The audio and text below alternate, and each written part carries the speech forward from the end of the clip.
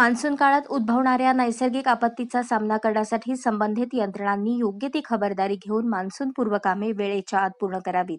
तसेच मान्सून काळात येणाऱ्या पाऊस, पूर, वीज व अन्य आपत्तींचे व्यवस्थापन करण्यासाठी सर्व यंत्रणांनी समन्वय ठेवावा, अशा सूचना जिल्हाधिकारी कुमार आशीर्वाद यांनी दिल्या. जिल्हाधिकारी कार्यालयात जिल्हाधिकाऱ्यांच्या अध्यक्षतेखाली मान्सूनपूर्व आढावा बैठक घेण्यात आली, त्यावेळी ते बोलत होते. बैठकीस मुख्य कार्यकारी अधिकारी मनीषा आभाळे, निवासी उपजिल्हाधिकारी मनीषा कुंभार, उपजिल्हाधिकारी अमृत नाटेकर, रोहयो उपजिल्हाधिकारी चारुशीला देशमुख, जिल्हा पुरवठा अधिकारी संतोष शरडे, जिल्हा कृषी अधीक्षक दत्तात्रय गावसाने, आपत्ती व्यवस्थापन अधिकारी शक्तीसागर ढोले, महानगरपालिकेचे अतिरिक्त आयुक्त संदीप कारंजे, महावितरणचे कार्यकारी अभियंता संजय पाटील, जिल्हा आरोग्य अधिकारी संतोष नवले, जिल्हा जलसंधारण अधिकारी दयासागर दामा, मुख्य अग्निशमन अधिकारी केदार आवटे यांच्यासह जिल्ह्यातील प्रांताधिकारी, तहसीलदार तसेच संबंधित विभागांचे अधिकारी उपस्थित होते. यावेळी जिल्हाधिकारी कुमार आशीर्वाद म्हणाले, जिल्ह्यातील मोठे व मध्यम तसेच सर्वच प्रकल्पाची तातडीने दुरुस्ती करावी. पावसाळ्याच्या दिवसात संपर्क तुटणाऱ्या गावांना पुरेशा प्रमाणात औषध साठा, धान्य पुरवठा करण्यासाठी नियोजन करावे. जिल्ह्यात संभाव्य पूरबाधित 105 गावे असून पूर परिस्थितीमध्ये काय करावे व काय करू नये याबाबतच्या उपाययोजनांची जाणीव करून देण्याकरता पूरग्रस्त गावातील लोकप्रतिनिधी, सेवाभावी सामाजिक संस्था यांनी नागरिकांना प्रशिक्षण द्यावे. तसेच सर्व स्तरावर जनजागृती करावी. सर्व प्रकल्पाची तातडीची दुरुस्ती करून घ्यावी. बिनतारी यंत्रणा कार्यान्वित करावी. हवामान खात्याकडून इशारे प्राप्त होताच सर्वदूर माहिती जलद गतीने पोहोचवावी. जिल्हा आपत्ती व्यवस्थापन कृती आराखडा अद्ययावत करण्यासाठी प्रत्येक विभागाने आपला आराखडा 20 मे पूर्वी सादर करावा. तालुका स्तरावर नियंत्रण कक्ष सुरू करावा. पावसाळ्यात जनावरांची रोगराई नियंत्रणात ठेवण्याबाबत पशुसंवर्धन विभागाने आवश्यक उपाययोजना कराव्यात. वीज कुठे पडणार याची माहिती देणारे दामिनी ॲप हवामान विभागाने तयार केले आहे. जीवितहानी टाळण्यासाठी दामिनी ॲपचा वापर करावा.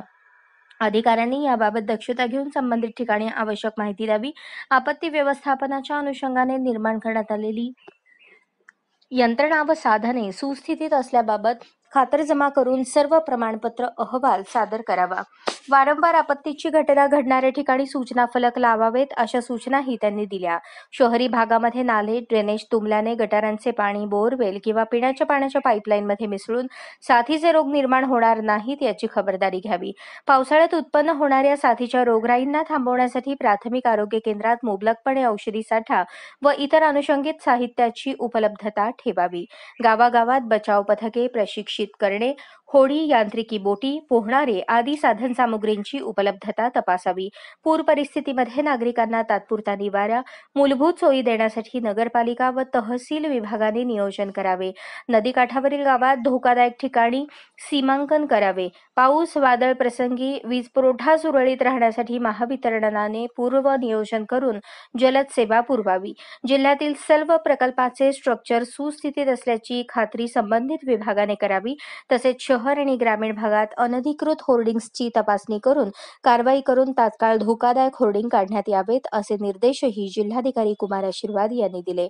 यावेळी पूरस्थितीबाबत पूर्वसूचना व प्रसारण व्यवस्था, मोठे व मध्यम पाटबंधारे प्रकल्प, संभाव्य पूरपरिस्थितीमध्ये बाधित होणारी गावे, पूरपरिस्थितीत नदीवरील पाण्याखाली जाणारे जिल्ह्यातील सर्व पूल तसेच पाण्याचा विसर्ग याबाबत आढावा घेण्यात आला. या बातमीपत्राचे प्रायोजक आहेत जय जवान जय किसान सैनिकीय स्कूल, नेहरू नगर, सोलापूर. अशाच नवनवीन अपडेटसाठी जनता राज्य न्यूज चॅनलला सबस्क्राईब करा, लाईक करा आणि शेअर करायला विसरू नका.